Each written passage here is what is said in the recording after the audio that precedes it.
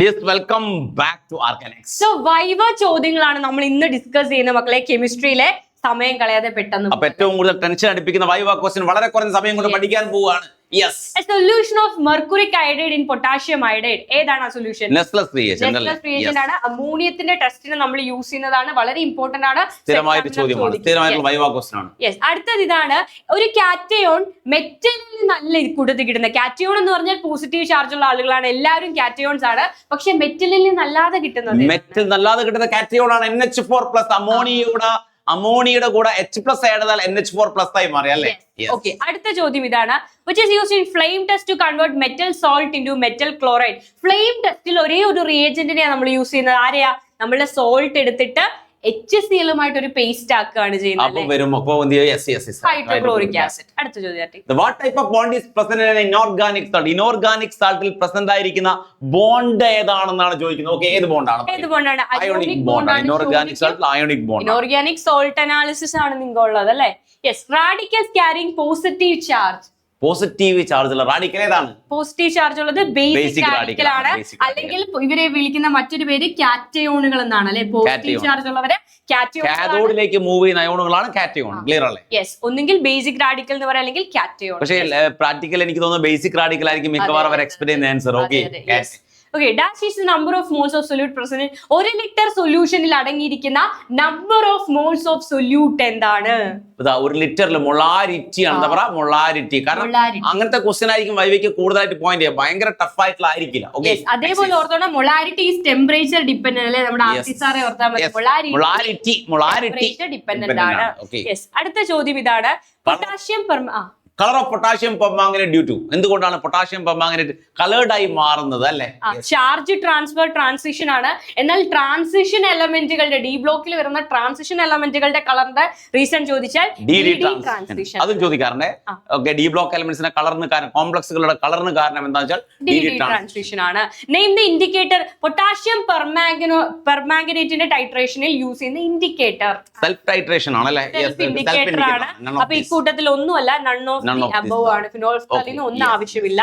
അതേപോലെ name the test used to distinguish between aldehydes and ketones. Tollens reagent അല്ലെങ്കിൽ Fehling solution ഉപയോഗിക്കാം അല്ലേ?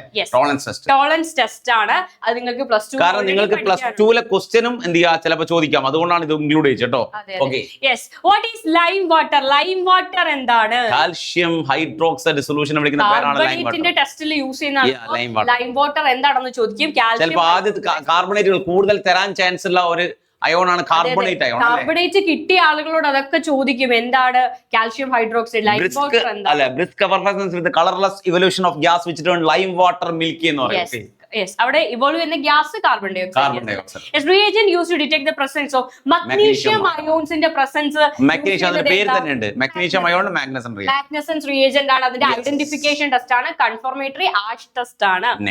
അടുത്ത ചോദ്യം, what type of bond is present? Ionic bond പറഞ്ഞു. Ionic bond ആണ്. Radicals carrying negative charge. അപ്പോൾ നമ്മൾ പോസിറ്റീവ് ചാർജ് അസിഡിക് റാഡിക്കൽ പറഞ്ഞു അല്ലേ? ഇവിടെ എന്താ അസിഡിക് റാഡിക്കൽ? മറ്റേത് ബേസിക് ആണ്, ഇത് അസിഡിക് ആണ്. അപ്പോൾ നെഗറ്റീവ് ചാർജ് ഉള്ള അസിഡിക് റാഡിക്കൽസിനെ നമ്മൾ ആനയോൺ, ഡിറ്റക്ഷൻ ഓഫ് ആനയോൺ എന്നാണ് നമ്മൾ പറയാ. They are called acidic radicals. Yes.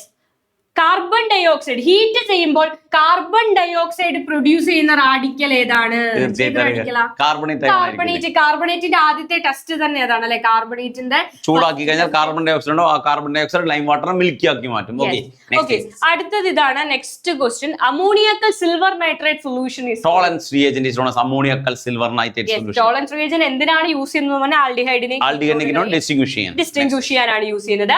What is qualitative analysis എന്ന് ചോദിക്കും. അതായത് നിങ്ങൾക്ക് ചെയ്യാനുള്ളത് ക്വാണ്ടിറ്റേറ്റീവ് അനാലിസിസും ക്വാളിറ്റേറ്റീവും. ക്വാണ്ടിറ്റേറ്റീവിൽ നമ്മൾ ടൈട്രേഷൻ, അത് ക്വാണ്ടിറ്റി മെഷർ ചെയ്യുന്നു. അതായത് സൊല്യൂഷനിൽ എത്ര എമൗണ്ട് ഉണ്ടെന്ന് മെഷർ ചെയ്യാം. അതാണ് ക്വാണ്ടിറ്റി അളക്കുന്നത്. ക്വാണ്ടിറ്റേറ്റീവ് ക്വാളിറ്റി അളക്കുന്നത് mass of NaOH the whole of the given solution ആണ്. എന്നാൽ ക്വാളിറ്റേറ്റീവ് എന്ന് പറയുന്നത് ആസിഡ് റാഡിക്കലിനെയും ബേസിക് റാഡിക്കലിനെയും അതാണ് ക്വാളിറ്റേറ്റീവ് അനാലിസിസ്. ഇനി എന്താണ് റാഡിക്കൽ? ചാർജ് ക്യാരി ചെയ്യുന്ന സ്പീഷീസുകളാണ് റാഡിക്കൽ. പോസിറ്റീവ് ഓർ നെഗറ്റീവ് ഒരു atom or group of atom which carrying positive or negative charge. Yes, അവരൊരു സിംഗിൾ യൂണിറ്റ് ആയിട്ട് ഇപ്പൊ കാർബണേറ്റ് എന്ന് പറഞ്ഞാൽ CO3 ആറ്റം ആയിരിക്കാം അല്ലെങ്കിൽ ഗ്രൂപ്പ് ഓഫ് ആറ്റംസ് ആയിരിക്കും. അവർക്ക് ചാർജ് CO3 2- ആണ്. അപ്പൊ അവർ ചാർജ് ക്യാരി ചെയ്യുന്നുണ്ട്. ആൻഡ് ഈ മുഴുവൻ ആളുകളും ഒരു സിംഗിൾ യൂണിറ്റ് ആയിട്ടായിരിക്കും ആക്ട് ചെയ്യുക. അപ്പൊ എന്താണ് അസിഡിക്കും എന്താണ് ബേസിക്കും വളരെ ഇമ്പോർട്ടന്റ് ആണ്. ഷുവർ ആയിട്ടും സോൾട്ട് അനാലിസിസിൽ നിന്ന് ചോദിച്ചിരിക്കും. പോസിറ്റീവ് ചാർജ് ഉള്ളവർ ബേസിക് റാഡിക്കൽ, നെഗറ്റീവ് ചാർജ് ഉള്ളവർ അസിഡിക് റാഡിക്കൽ.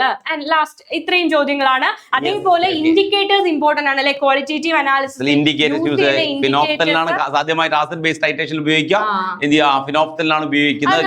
ഡീറ്റെയിൽ ആയിട്ട് നമ്മുടെ ലൈവ് ക്ലാസ്സുകളിൽ പറയുന്നുണ്ട് സ്ട്രോങ് ആസിഡ് സ്ട്രോങ് ബേസിൽ ഏതാണ്, സ്ട്രോങ് ആസിഡ് വീക്ക് ബേസിൽ ഏതാണ്. എന്തെങ്കിലും നിങ്ങൾക്ക് മറന്നുപോയിട്ട് നിങ്ങൾക്ക് പ്രാക്ടിക്കൽ ക്ലാസ്സുകൾ ഏതെങ്കിലും നിങ്ങൾക്ക് മറന്നുപോയിട്ടുണ്ടെങ്കിൽ നിങ്ങൾ പേടിക്കേണ്ട. നമ്മുടെ ആപ്പിൽ കംപ്ലീറ്റ് പ്രാക്ടിക്കൽസ് അവൈലബിൾ ആണ്. വീഡിയോസും ഉണ്ട്, ലൈവുകളും ഉണ്ട്. വൈവയുടെ ബാക്കി എക്സ്റ്റൻഡഡ് ക്വസ്റ്റ്യൻസ് ഒക്കെ ആപ്പിൽ ഡിസ്കസ് ചെയ്യുന്നതായിരിക്കും. അത്രയും ക്വസ്റ്റ്യൻ നമ്മൾ ഡിസ്കസ് ചെയ്യുന്നുണ്ട് ആപ്പിൽ. ഓക്കെ, അപ്പൊ ജസ്റ്റ് 99 പെർ സബ്ജക്ട് ആണ്. ഒരു സബ്ജക്ട് 99 രൂപ. ഡീറ്റെയിൽഡ് റെക്കോർഡഡ് വീഡിയോ ആണ് അല്ലേ? അപ്പൊ നമുക്ക് വീണ്ടും മീറ്റ് ചെയ്യാം. ബൈ.